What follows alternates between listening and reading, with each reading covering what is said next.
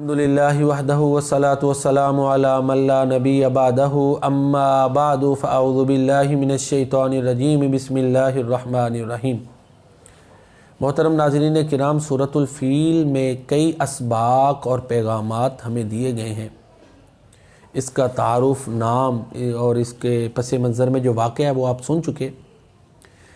پیارے نبی کریم صلی اللہ علیہ وآلہ وسلم کی آمد اور ولادت سے 50 دن پہلے یہ جو ہاتھی والوں کا واقعہ ہے وہ رونما ہوا تھا۔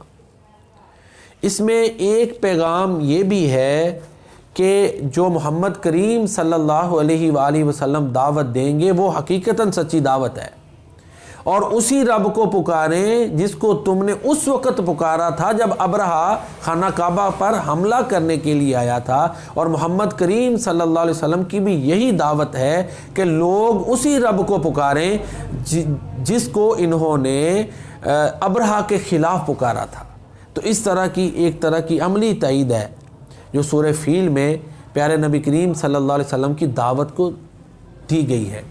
اور دوسرا یہ بھی واضح ہوتا ہے کہ ان اللہ علی کل شیء قدیر، بے شک اللہ ہر چیز پر قادر ہے، فعال لما یرید، جو وہ ارادہ کرتا ہے کر گزرتا ہے، وما تشاءون الا ان یشاء اللہ رب العالمین، جو تم چاہتے ہو وہ نہیں ہوگا، جو اللہ تعالیٰ چاہتا ہے وہ ہوگا۔